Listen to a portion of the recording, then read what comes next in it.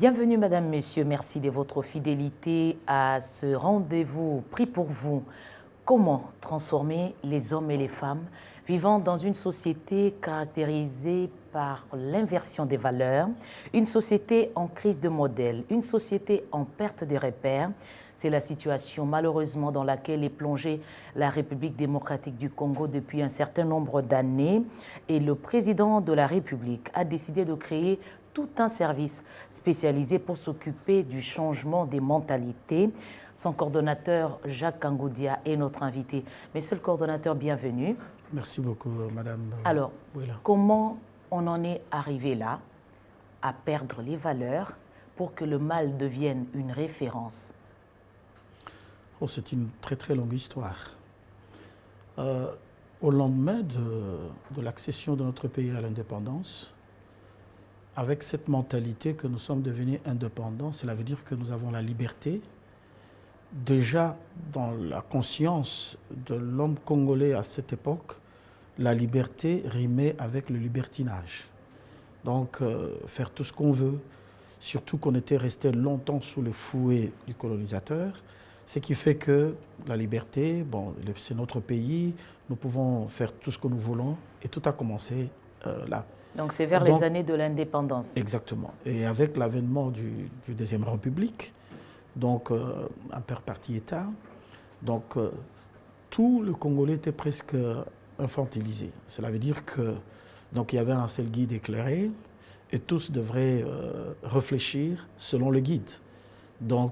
Et tout cela, ça a commencé à pouvoir amener le peuple à descendre aux enfers des antivaleurs. Je peux aussi ajouter que, toujours à partir de la Deuxième République, c'est en ces moments-là que vraiment on a eu beaucoup d'inversions de valeurs. Ça a commencé petit à petit, mais c'était incolore, c'était indolore. Mais au fur et à mesure, les années passées, on commençait à voir ça. Lorsque vous entendez quelque chose comme Ibandambu Tikandambu, donc cela veut dire qu'on est en train de dire le vol, c'est permis, mais à une certaine proportion.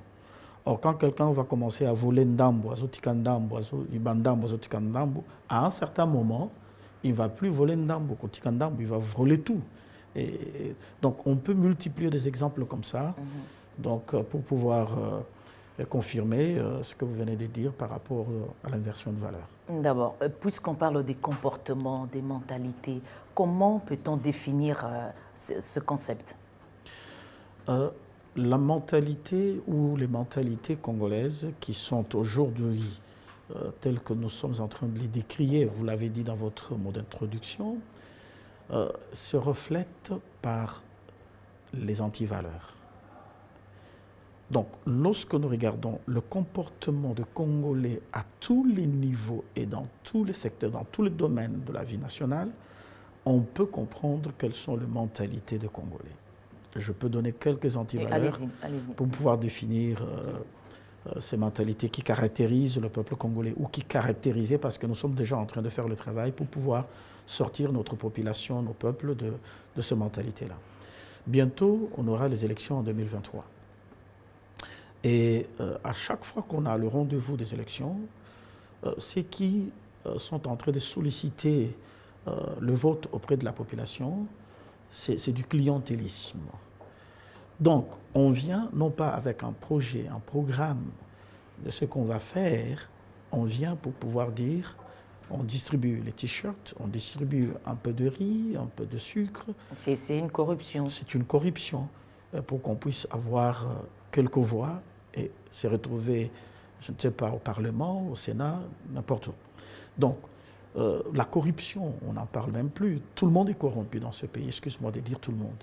Est-ce qu'il n'y a pas d'exception? Oui, l'exception ne peut pas annuler la règle. Tout le monde est corrompu. Je vais vous donner un exemple. Dans ces pays, soit on est locataire, soit on est propriétaire d'un bâtiment.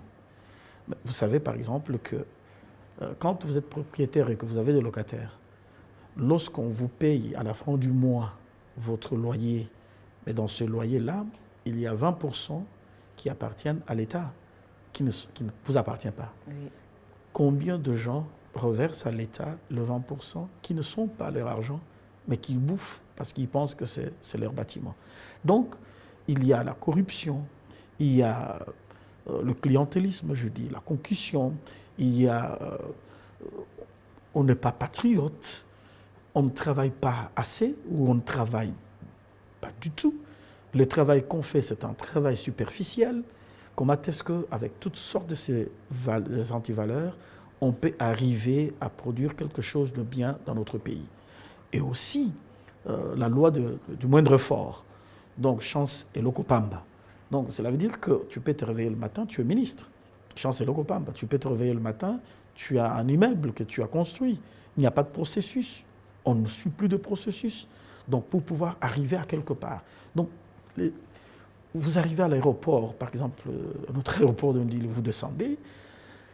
On dit que, bon, voilà, ceux qui doivent venir de l'étranger doivent se présenter au service de santé pour pouvoir prendre leur test Covid. Bon, on préfère donner de l'argent pour ne pas faire le test Covid.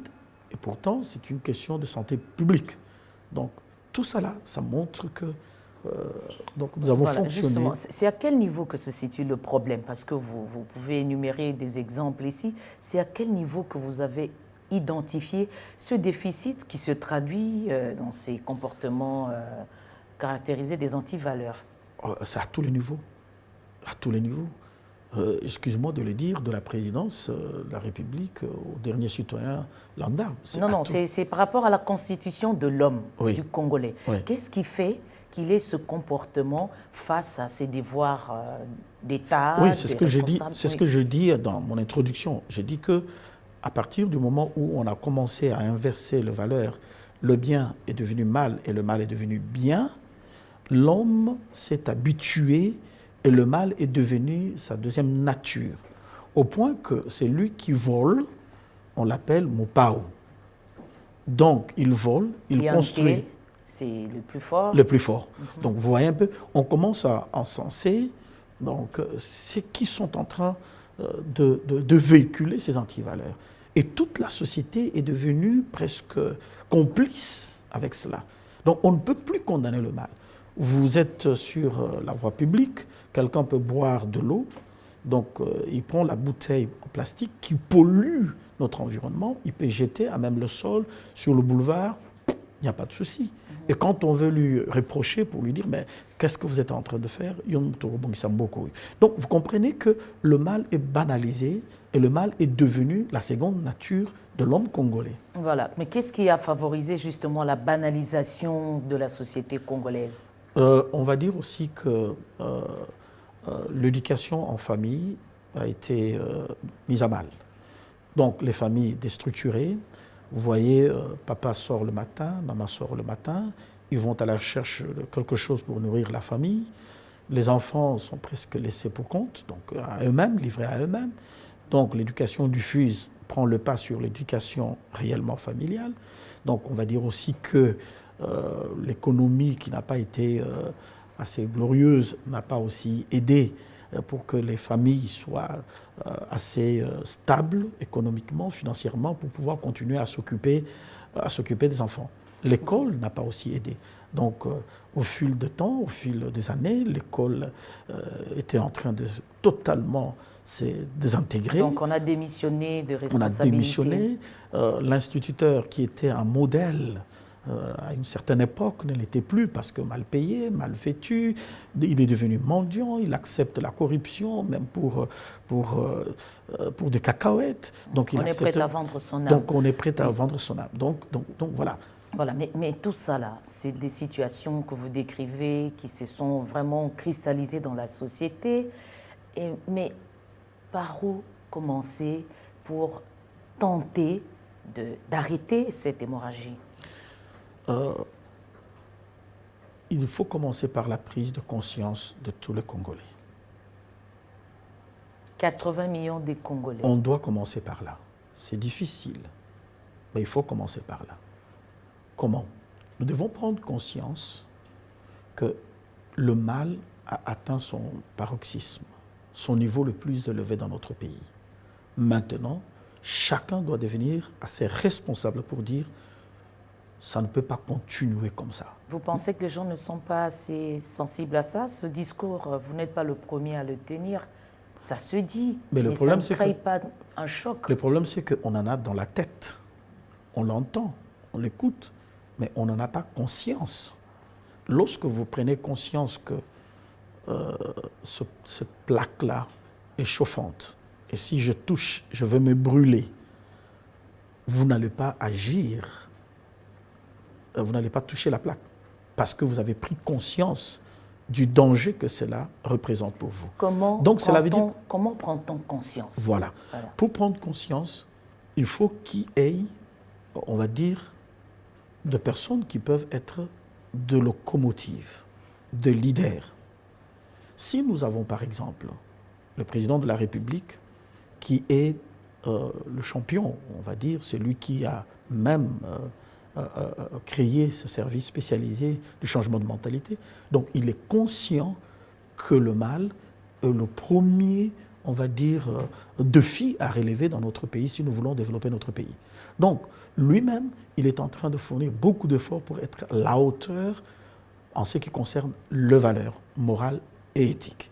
Maintenant, si tous ceux qui sont des autorités, donc qui doivent être exemplaires, qui doivent être de modèles auprès du reste de la population, si chacun prend conscience au sommet, au niveau du sommet, au Parlement, au Sénat, au gouvernement, dans l'armée, dans la police, donc dans les associations, donc si tout le monde, tous ceux qui sont de référence ou qui doivent être de référence, des leaders d'opinion, de pasteurs, qui sont suivis par plusieurs fidèles, si nous prenons tous conscience et dire que maintenant il faut commencer par condamner le mal, non seulement le condamner verbalement, mais commencer à pratiquer des choses qui sont bonnes.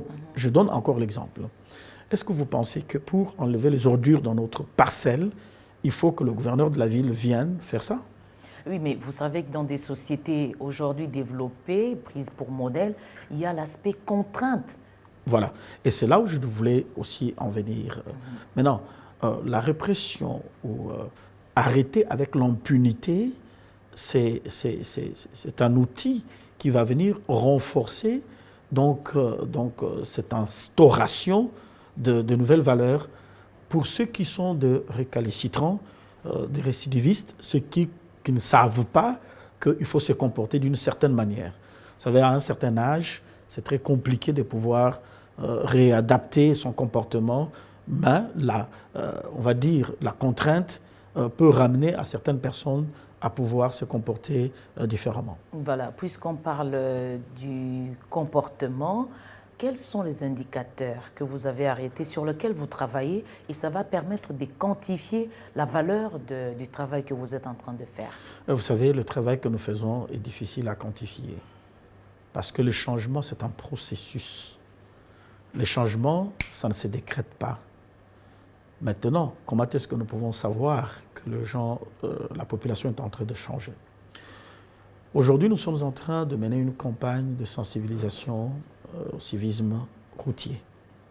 Pourquoi est-ce que nous avons tous ces désordres, embouteillages? Mais ça commence par ceux qui sont censés prêcher par l'exemple. Exactement. Mais c'est tous les jours, tous les matins. Oui, je vais répondre à votre question.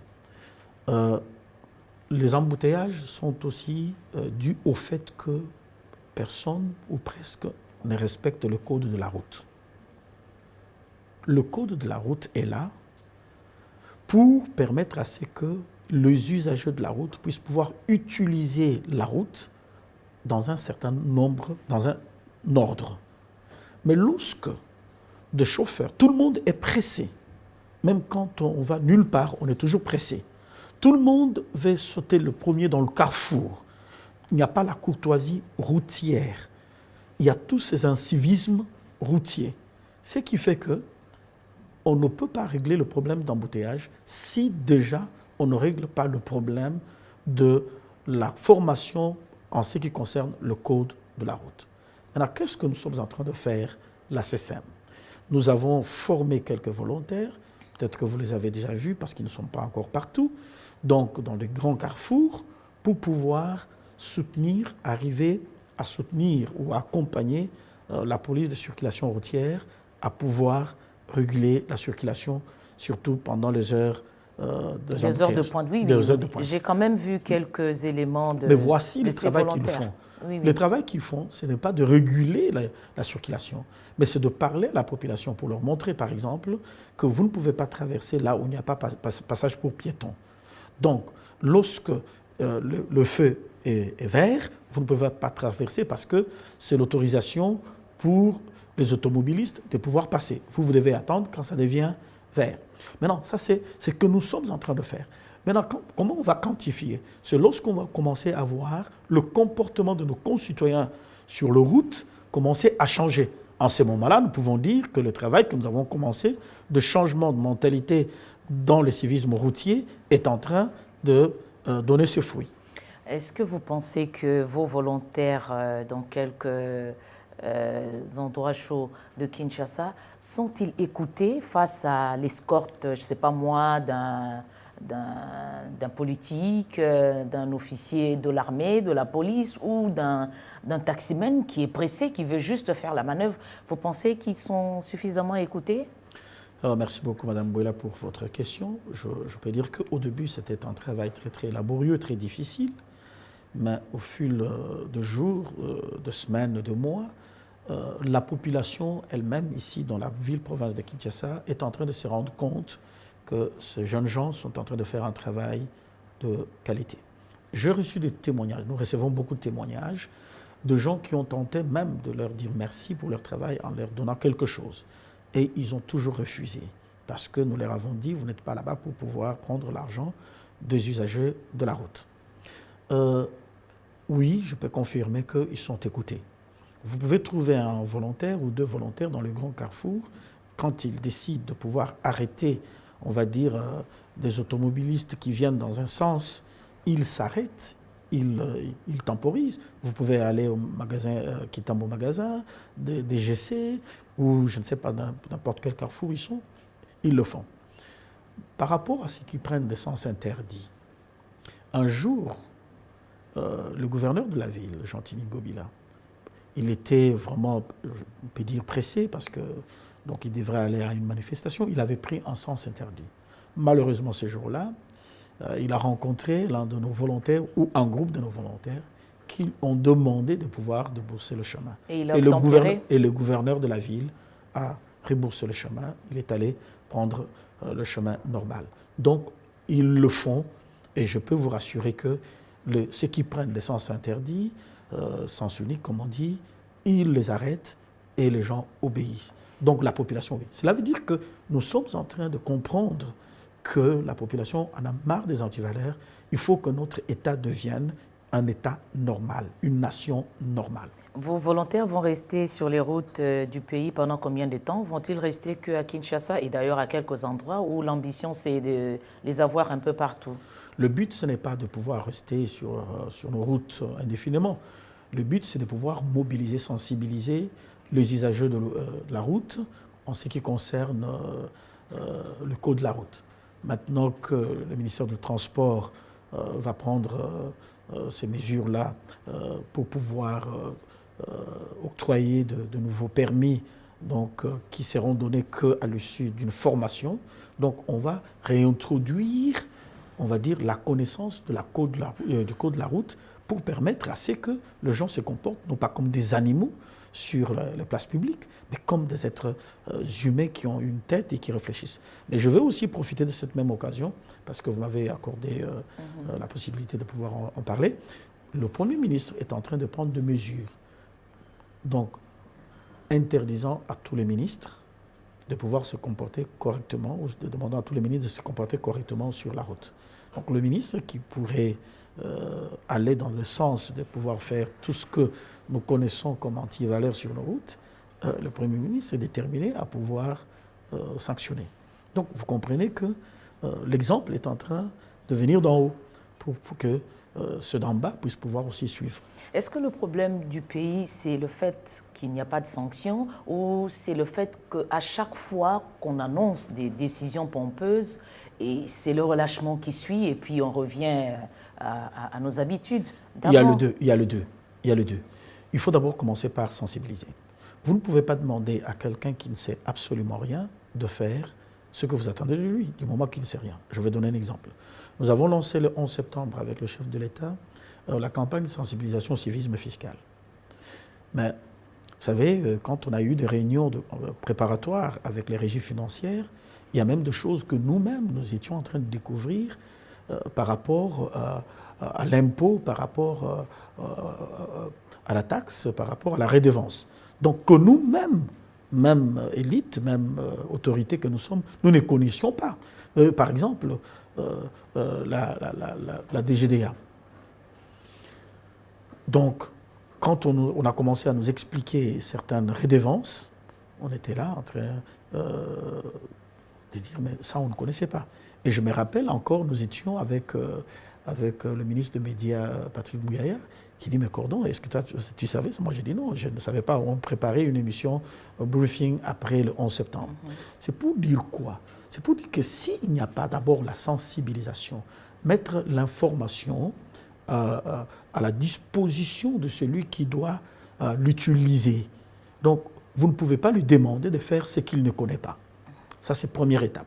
Donc, c'est la raison pour laquelle nous avons dans nos missions la sensibilisation, la vulgarisation et la lutte contre toutes sortes d'antivaleurs. Nous devons sensibiliser. C'est la première étape. Maintenant que le peuple est sensibilisé, il connaît maintenant ce qu'il doit faire.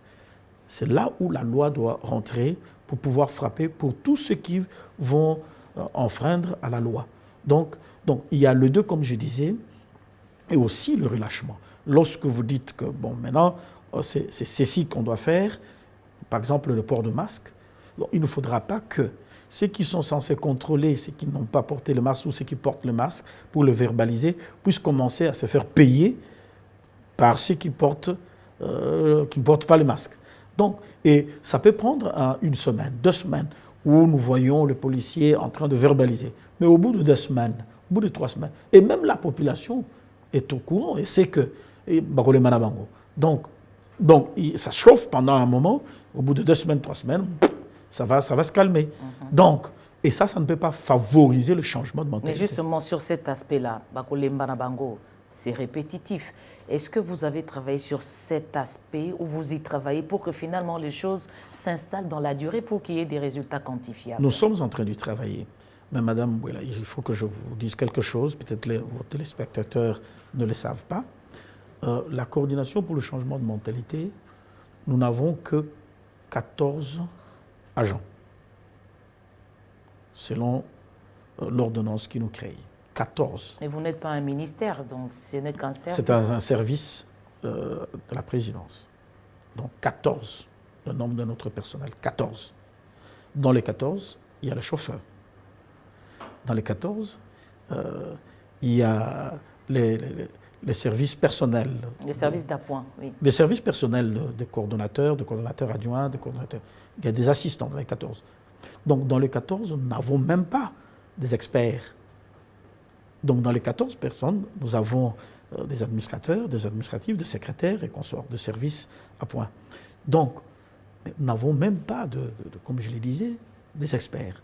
Comment est-ce qu'un service qui n'a même pas 100 personnes peut arriver à faire changer les mentalités qui sont abîmées depuis des décennies? C'est très compliqué. Est-ce que c'est à vous que revient la charge de conduire, de piloter cette grande réforme? Laquelle, le changement de mentalité? Le processus, est-ce que c'est à vous ou vous n'êtes qu'un service qui est rattaché à la présidence? Maintenant c'est la deuxième partie de notre mission. Nous sommes rattachés à la présidence, mais notre mission est aussi d'accompagner les structures qui travaillent dans le changement de mentalité. C'est la raison pour laquelle, même si nous sommes peu nombreux, mais nous avons des ONG, des organisations non gouvernementales qui sont en train de travailler dans les secteurs du changement de mentalité et nous les accompagnons ou bien nous faisons le plaidoyer pour qu'ils puissent faire leur travail correctement. Donc nous avions répertorié déjà toutes les organisations non gouvernementales et nous sommes en train de préparer de grandes réunions avec eux pour voir comment est-ce qu'avec eux, nous puissions avoir des actions sur terrain par rapport aux par rapport au domaine que nous voulons travailler avec eux. Voilà, ce que j'ai dit, c'était tout simplement pour démontrer que la tâche est tellement immense pour que le poids soit transporté par une petite structure, donc ça doit prendre toute la République. Alors, avec qui vous collaborez pour que ce que vous faites, le travail des conceptions ou je ne sais comment vous vous déployez, soit pris en charge par la société? Merci beaucoup pour la question. D'abord, la coordination pour le changement de mentalité a deux organes à l'interne. Nous avons la coordination qui est composée par le coordonnateur et les deux coordonnateurs adjoints, et nous avons aussi la commission technique. La commission technique est constituée de quelques membres des institutions, par exemple le représentant du Premier ministre, le représentant de la présidence, le représentant du ministère de la Justice, de l'OCEP. Donc nous avons quelques représentants de ministères et des organisations qui sont à l'intérieur de la commission technique. Leur rôle, c'est de pouvoir valider, on va dire, le plan d'action de la SECEM. Donc c'est là où ça se constitue, donc le plan d'action. C'est là où ce plan d'action est mis, donc est réfléchi. Maintenant, quand c'est fait, on regarde avec qui on doit travailler pour que cela soit mis en application, soit implémenté sur terrain. C'est là où, je vous ai dit tout à l'heure là que nous travaillons en collaboration avec quelques ONG, quelques organisations non gouvernementales. Donc nous travaillons avec elles qui ont le même objet social que la SECEM.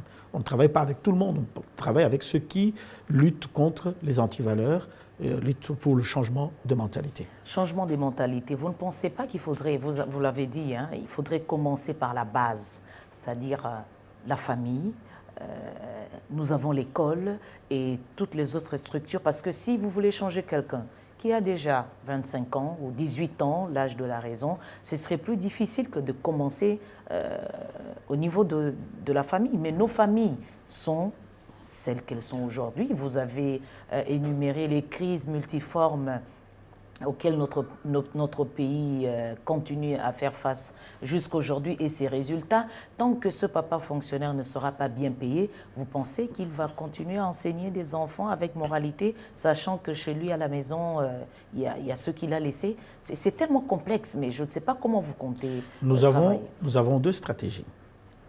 La stratégie de remplacement et la stratégie d'adaptation.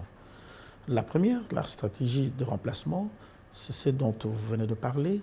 Nous sommes en train de travailler, donc bientôt on va lancer cela avec le ministère de l'EPST, avec le ministère de la Jeunesse et de la Nouvelle Citoyenneté, avec le ministère de la Formation professionnelle, donc avec le ministère des Affaires sociales, donc la SECEM aussi. Nous sommes en train de travailler pour pouvoir revisiter le cours d'éthique et de morale à partir de maternelle jusqu'à l'université. Pourquoi cela? Parce que c'est ce qui nous manque, la morale, l'éthique. La morale, c'est la connaissance de bien et du mal. L'éthique nous incite à pouvoir faire le bien que la morale nous donne de connaître. Donc si déjà, au niveau de maternelle, on leur apprend que le banc est un bien commun. Il est bien commun parce qu'il appartient à vous, à moi, à votre camarade, à tout le monde qui se trouve dans cette classe. Et quand nous allons passer de classe, ce bien, le banc, va rester et les autres enfants qui vont venir après vous, ils vont aussi l'utiliser. Lorsque, à maternelle, on commence à apprendre aux enfants qu'on ne jette pas le papier par terre, mais il y a la poubelle. Lorsque ces enfants vont aller à la maison, quand ils vont voir maman, papa jeter ou grand frère jeter les poubelles ou bien les ordures n'importe où, non, madame a dit, on jette ici. Donc vous comprenez qu'on peut déjà commencer, on va commencer à préparer une nouvelle génération qui sera imprimée de nouvelles valeurs, de valeurs cardinales de la République, comme le patriotisme, le respect de son environnement, l'intégrité, comme la justice, comme le travail. Donc ces valeurs-là, on doit commencer à l'imprimer dès le bas âge. Ça, c'est le travail qui va bientôt commencer. Donc voilà. Maintenant, il y a aussi la stratégie d'adaptation. Donc cette stratégie d'adaptation, c'est un peu, comme vous avez dit, celui qui ne peut pas se mettre dans l'ordre Donc, c'est la punition, c'est la contrainte qui va qui va l'inviter à le faire. Je vais donner un exemple. Si les embouteillages continuent, mais on prend votre véhicule, on l'immobilise à Maluku. On dit que si vous voulez récupérer votre véhicule, allez-y à la banque, payez donc une facture assez salée pour récupérer votre véhicule. 3 mois, 4 mois après, si le véhicule n'est pas récupéré, vente aux enchères. Vous allez penser, et si nous avons des véhicules de dépannage qui sont vus, qui sont en nombre et qui peuvent dépanner 100 véhicules par jour, 200 véhicules par jour, et c'est visible. Ça, c'est encore des projets. Hein. Excuse-moi, oui, c'est ce que je suis en train de dire. Je donne un exemple de comment est-ce qu'on peut adapter ceux qui ne veulent pas changer. Donc, vous pensez que si on fait ça, il y aura toujours des embouteillages tels que nous voyons, 4e bande, 5e bande, 6e bande. Oui, mais la crainte est que si ce véhicule-là appartient à un puissant, c'est des coups de fil qui vont tomber et puis on... Non, madame, le temps où dans ces pays, on se prenait pour des tout-puissants, le temps est en train de révoluer, de changer, je voulais dire. Donc, vous pensez que ce discours sera apprécié par quelqu'un à qui on a ravi un terrain, tout simplement parce qu'il n'a pas un avocat pour le défendre? Madame, on est en train d'y arriver. Il n'y aura plus dans ces pays des intouchables, de gens qui ont tellement de privilèges. Chez eux, on ne peut pas y rentrer, même pour déposer une facture d'électricité ou d'eau, parce qu'il y a des policiers qui sont devant. Non, il faut que ça s'arrête. Ils sont là, ils sont députés, ils sont magistrats, je suis en train de vous dire, ils sont policiers, ils sont là parmi la population. Maintenant, écoutez ce que je suis en train de vous dire. Lorsque toutes ces personnalités-là prennent conscience et s'inscrivent dans cette démarche-là, donc cela veut dire que les autres qui suivent, ils n'ont pas de choix. Votre chef d'état-major s'inscrit dans la logique de se soumettre aux valeurs, à la loi de la République. Si vous êtes, je ne sais pas, colonel, général, pourquoi vous serez exempté? Non, madame, dans ce pays, on va arriver très bientôt à ce qu'il n'y ait plus des intouchables dans ces pays. Vous avez parlé des responsables qui sont exemplaires dans ce qu'ils font, mais vous qui doivent devenir de plus en plus exemplaires. Oui. D'accord. Vous ne constatez pas qu'il y a quand même une certaine fissure, une cassure entre la classe dirigeante et la population qui estime ne pas avoir assez de défenseurs pour l'écouter, pour défendre ses droits. Et ces personnes-là, c'est souvent sur elles que les lois doivent s'appliquer. Oui, vous avez pleinement raison, madame. Vous savez, nous venons de très très loin. Notre pays a commencé sa descente aux enfers. Ça fait 60 ans, excusez-moi, madame. Le mal est tellement profond. Mais ce n'est pas en 3 ans que les choses peuvent être inversées. Ce n'est pas par coup de baguette magique. Non, il faut déjà commencer à faire quelque chose. Ça peut être insignifiant. Ça peut être invisible aujourd'hui, mais demain, tout le monde va se réveiller pour dire « Ah, mais à quel moment ceci est arrivé? À quel moment cela est arrivé ?» Donc, le travail de pour pouvoir réduire cette fissure dont vous parlez, demain, je pense qu'aux élections de 2023, le peuple sera à même mature de se choisir des hommes qui seront capables d'aller parler en leur nom au Parlement, au Sénat. Donc, pour voter les lois qui tiennent compte de leur vie sociale. Donc, les ministres qui sortiront du Parlement après 2023 seront des ministres qui auront la capacité de se considérer comme de redevables à la population pour dire « je veux faire mon travail, mais je serai redevable à la population de ce que je fais ». Ce n'est pas déjà la classe politique qui est en train de travailler maintenant, parce qu'on a dit que c'était une élection sanction. Il y a déjà un renouvellement presque total du Parlement. Vous faites attendre encore à un autre renouvellement? Oui, le Parlement est en train de faire le travail. C'est vrai qu'il y a encore un peu de résistance. Bon, voilà, je ne veux pas m'étaler là-dessus. Non, parce que vous promettez des hommes nouveaux, oui. Mais ceux qui sont là sont aussi nouveaux. Oui, mais c'est que la population, la fissure dont vous parlez, vous continuez toujours à constater. Donc cela veut dire que les choses ne sont pas encore arrivées à leur niveau où la population est en train d'attendre. Donc ça veut dire quoi? Ça veut dire que la plus grande sanction de ceux qui sont là et qui ont mal travaillé, c'est le peuple qui va donner cette sanction lors des élections de 2023. le ministre qui n'aura pas bien travaillé, c'est le peuple qui va sanctionner. C'est là où la valeur de redevabilité, comprendre que je suis ministre, mais je suis comptable. Je suis député, je suis DG d'une entreprise publique, je suis comptable. Donc je ne suis pas là pour faire ce que je veux. Le peuple me demandera le compte de ce que je fais en son nom lorsque j'ai été élu sénateur, député, DG, ou lorsque j'étais choisi comme ministre. Voilà, d'accord. Donc, puisqu'on parle d'inversion des valeurs, aujourd'hui, ce n'est un secret pour personne, devenir député, sénateur dans notre pays, c'est s'offrir des privilèges qu'on n'avait pas quand on était citoyen lambda. Tout le monde veut aller maintenant, on peut avoir 20 000 candidats pour 500 places. Là aussi, vous ne pensez pas qu'il y a des choses à corriger? Oui, mais pour les corriger, vous savez comment est-ce qu'il faut procéder? Il faut tout simplement diminuer certains privilèges. Parce que nous sommes dans un pays où la population, il y a un grand écart entre ceux qui nous dirigent leur vie et puis la population qui est dans une pauvreté atroce. Maintenant, si on commence à diminuer certains avantages, ça va aussi permettre à ce que certaines personnes puissent dire ah, je ne peux plus continuer à ambitionner pour aller là-bas parce que bon voilà, tout ce que je pensais avoir, je ne peux plus avoir ça. La deuxième chose, il faut aussi travailler pour que la population puisse pouvoir, on va dire, s'épanouir. Qu'est-ce que je vais dire? Se développer. Donc cela veut dire que si vous n'avez pas un appel pour pouvoir aller servir la nation au niveau du Parlement, Sénat, gouvernement, ainsi de suite, vous pouvez devenir, par exemple... Dans la justice aussi. De la justice. Vous pouvez devenir un chef d'entreprise. Vous pouvez... Donc, lorsque l'État va concevoir un modèle qui permet à ce que tout le monde se retrouve dans ce qu'il peut faire... C'est quand que ça viendra? Ça viendra quand, la construction de ce modèle? C'est en train de venir, madame.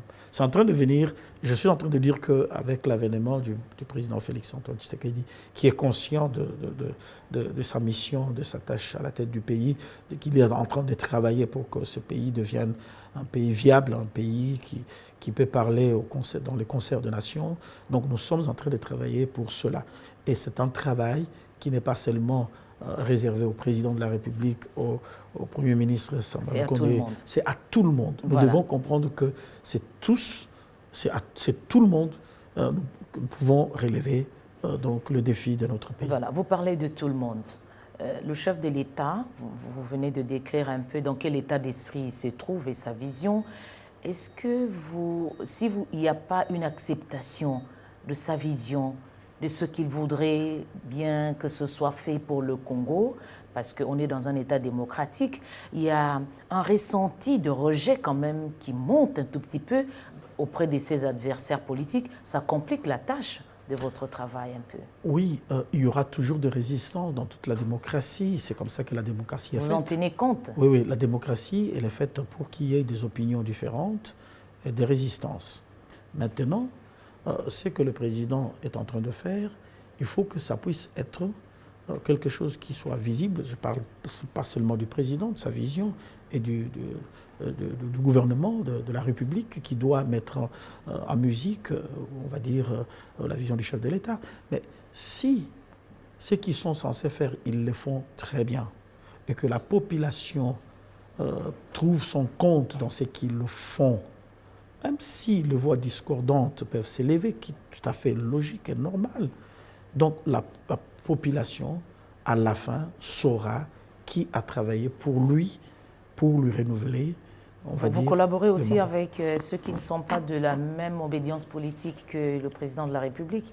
Mais bien sûr, le changement de mentalité, c'est quoi? Le changement de mentalité, c'est pour tous nos concitoyens, c'est pour toute la République.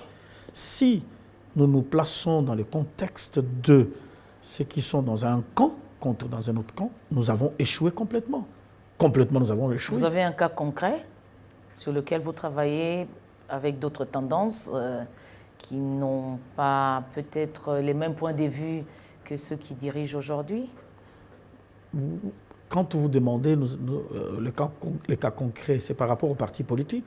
Parce que les partis politiques, les confessions religieuses. Oui, les confessions. Hier, par exemple, je pense que c'était passé sur vos antennes, hier, nous avons réuni les confessions religieuses, en fait, les chefs religieux qui étaient venus dans le cadre de sensibilisation du civisme fiscal. Ils étaient venus, il y avait des musulmans, il y avait tous les chefs religieux que nous avions invités pour la majorité, ils étaient là. Vous travaillez avec des politiques aussi? Bon, pour l'instant, nous avons déjà un plan d'action sur comment nous allons travailler avec les partis politiques et consorts, parce que les partis politiques ne doivent pas être simplement, on va dire, en creuset où les gens viennent pour pouvoir pour pouvoir devenir politique ou bien devenir ministre. Ça doit aussi être des endroits où on forme des citoyens, de bons citoyens pour la République, des citoyens avec la capacité de pouvoir respecter les lois de la République, les citoyens qui payent leurs impôts, les citoyens qui sont des entrepreneurs. On peut apprendre dans un parti politique comment devenir un entrepreneur, créer sa société et devenir contribuable pour pouvoir participer à la croissance économique de notre pays. Voilà. Donc, nous allons travailler avec les partis politiques. Donc, le changement de mentalité, c'est tous les secteurs de la vie nationale. Tous les secteurs de la vie nationale. De la tête aux pieds. Voilà. Alors, ce travail doit rester dans la durée pour avoir des résultats. Vous partez, la cellule, la coordination va-t-elle survivre? Je pense que cette question, si nous nous plaçons dans le contexte de la politique politicienne, on peut dire que c'est un service qui est attaché au mandat du chef de l'État parce que c'est dans le cabinet du chef de l'État. Donc s'il passe, nous passons, il ne passe pas, nous ne passons pas. Or, si tout le monde se rend compte que c'est le premier chantier du pays, le changement de mentalité, quel que soit celui qui va venir après, la coordination doit survivre. La coordination doit survivre. Pour faire ce que vous demandez à la population, on doit connaître votre service et on doit finalement l'aimer pour accepter ce que vous demandez, des changements radicaux dans la population. Qu'est-ce que vous faites pour qu'on vous connaisse? Qu'est-ce que vous faites pour finalement on aime ce que vous demandez aux gens? Déjà, nous sommes sur votre plateau. Donc, avec cet entretien, ceux qui ne nous connaissaient pas davantage vont nous connaître, vont comprendre ce que nous sommes en train de faire. Et nous sommes en train de mener des actions qui font qu'on puisse davantage nous connaître. Aujourd'hui, je peux vous dire qu'avec les jeunes volontaires qui sont sur terrain, nous recevons énormément de félicitations, des encouragements pour nous dire que maintenant nous commençons à voir les actions de la coordination pour le changement de mentalité. Là, c'est juste pour quelques points à Kinshasa, mais il y a tout, plus de 2 millions de kilomètres carrés. Merci beaucoup. Je vais vous informer que nous avons fonctionné pendant près d'une année et demie sans le moyen. Quand je dis sans le moyen, sans vraiment le moyen. Absolument rien. Mais c'est des choses qu'on ne veut pas parler. Donc comment on va implémenter cette vision du changement de mentalité sur toute l'étendue de la République sans argent? Vous n'avez pas de moyens et vous faites comment pour payer, pour fonctionner? Vous faites comment? Mais je dis que nous avons 14 personnes qui sont payées par la présidence de la République. Donc, on commence à nous donner un peu de moyens pour pouvoir mener certaines actions que nous sommes en train de mener. Mais ce n'est pas déjà là le point, un faux départ, parce qu'on crée un service avec une mission ambitieuse, mais qu'on n'arrive pas à faire fonctionner. Bon, qu'est-ce que vous voulez qu'on dise? On est là, on a tenu jusque-là. Le gouvernement est en train de... le gouvernement du Premier ministre Samuel Koné a compris notre importance. Ils sont en train de bouger pour que nous puissions avoir le moyen ambitieux afin de pouvoir accomplir nos missions qui sont celles de pouvoir sensibiliser, vulgariser, mobiliser, lutter contre toute forme d'antivaleur. Nous sommes en train on va avoir le moyen, mais nous avons fonctionné sans moyens et avec un personnel, comme je vous dis, je le répète, 14 personnes. C'est ça qui constitue la coordination pour le changement de mentalité.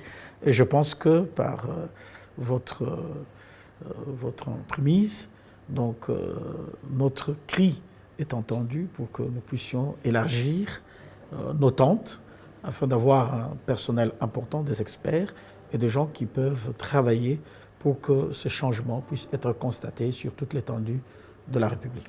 Merci, M. Jacques Angoudia. Vous êtes le coordonnateur de l'ACSM. C'était un plaisir de vous recevoir sur ce plateau. Vous avez dit c'est une petite équipe de près de 14 personnes qui a travaillé pendant plus d'une année et nous espérons que ce processus de changement va faire appel à beaucoup d'énergie et ce travail sera finalement accepté parce qu'il n'y a pas de choix.